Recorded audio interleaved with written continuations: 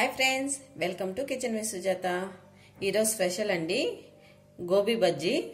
వీటికి ఫస్ట్గా నేను గోబీని ఇలా కట్ చేసి పెట్టుకున్నాను. ఇప్పుడు ఇందులోకి హాట్ వాటర్ తీసుకుందామండి. ఇలా తీసుకున్న తర్వాత ఒక 10 నిమిషాలు అలాగే ఉంచేద్దాము.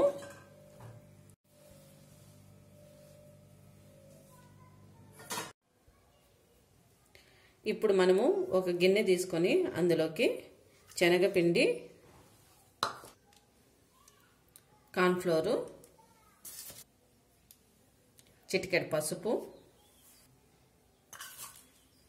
తగినంత కారం, సరిపడేంత ఉప్పు వేసుకొని చివరగా కొద్దిగా అల్లం వెల్లుల్లి పేస్ట్ వేసుకుందామండి. ఓసారి ఇదంతా కలుపుకుందామండి. ఇలా కలుపుకున్న తర్వాత ఇందులోకి కొద్దిగా వాటర్ వేసుకుంటూ కలుపుకుందాము.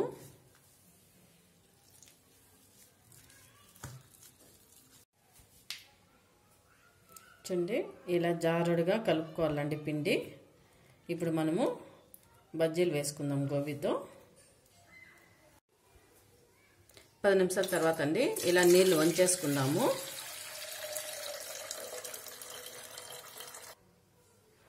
ఇందులో నుంచి వాటర్ తీసేసానండి.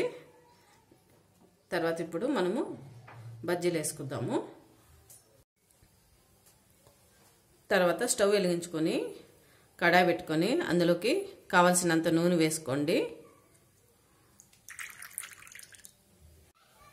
ఇలా వేసుకున్న తర్వాత ఆయిల్ హీట్ ఎక్కనిద్దామండి.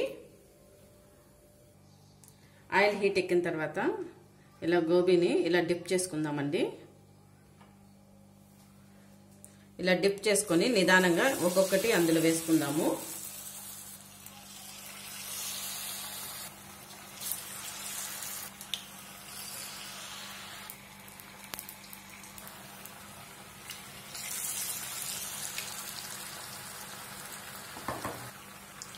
ఇలా వేసుకున్న తర్వాత నిదానంగా ఒక్కొక్కటి తిప్పుకుందామండి. ఇలా రెండు వైపులు తిప్పుకుంటూ కాల్చుకుందామండి. ఇలా బాగా గోల్డెన్ కలర్ వచ్చేంత వరకు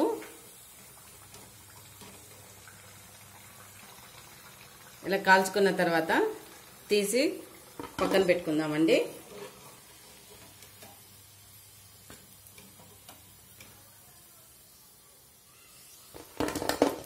చూడండి, చాలా క్రిస్పీగా వచ్చింది. మిగతాటి కూడా ఇలాగే చేసుకుందామండి.